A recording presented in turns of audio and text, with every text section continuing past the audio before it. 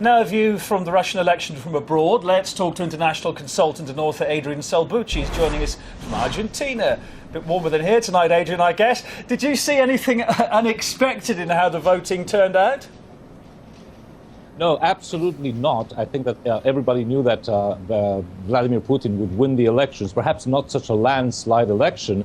And from the point of view of a Latin American living so far away from Russia, I would say that definitely this news is bad for the United States, bad for the United Kingdom, bad for Israel. And that is, as your Washington correspondent was saying, is being reflected in their media. Even the BBC, CNN, Fox News, Deutsche Welle, the Italian RAI, the Spanish TVE, Bloomberg, gave it as just one piece of information together with an explosion in Brazzaville and a train crash in Poland.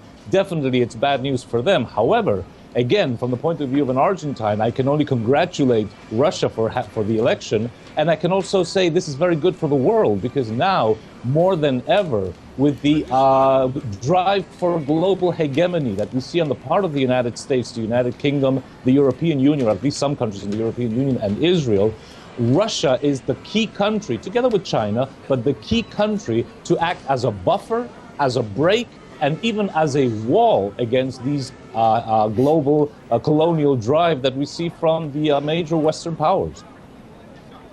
But Adrian, there is often an opinion expressed abroad that Dmitry Medvedev would be an easier leader for foreign partners to deal with, not so much Putin. Can Putin prove them wrong? I definitely believe that that will be the case, because now the only language that the people driving, the global power masters embedded inside Washington, embedded inside London, the only language that they can clearly understand is if somebody looks at them straight in the eye and tells them, this will not do. And I think Mr. Putin knows how to look at an adversary without blinking.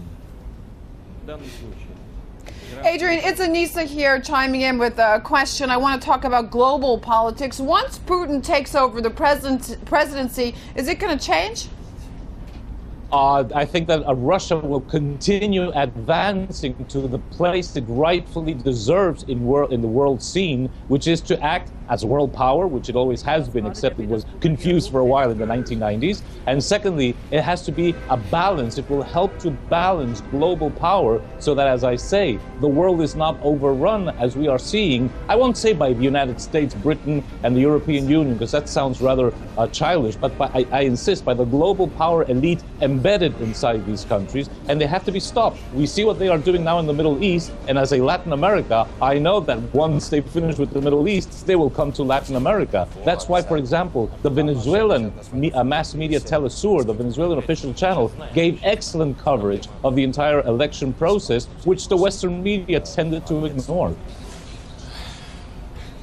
What do you think will happen to the street protests in Russia that we've been seeing over the past 6 months or so? We're expecting people to come out onto the streets as early as tonight, really. It's already Monday here in Moscow.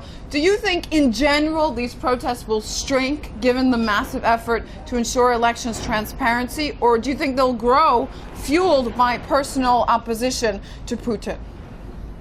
As an Argentine, we know a lot about street manifestations and street opposition and so forth. And there is a part which is authentic. It's genuine. A lot of people don't want to see Putin. 17% of the vote went to Mr. Zyuganov, the Communist Party and so forth. But many of the street protests that we've seen in Russia and that we are seeing the world over are clearly being engineered by tiny, well-trained, well-financed troublemakers who are heeding not to the interests of the Russian people or the Syrian people or the Libyan people, as we've seen in recent months, but again, as I say, towards the global interest, the geopolitical interests of the major powers, who would love to see chaos in the streets of Moscow and other major cities, just as they thrive on the chaos that they have seen in Benghazi, in Tripoli, and now in Homs and in Damascus. I mean, following on from that, Adrian, it's Kevin again. So far, the Russian opposition has failed to unite and put forward a single leader, crucially, to rival Putin. Do you think that might happen any time soon in the future? I doubt it, because you see, there are two types of people in the public eye. You have politicians and you have statesmen.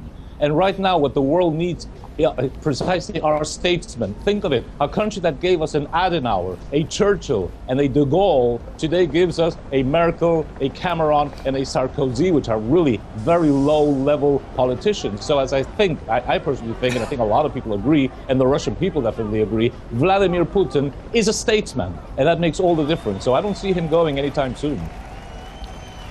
Okay, Adrian Salbuchi, thanks for your thoughts. International consultant and author joining us live from Buenos Aires there.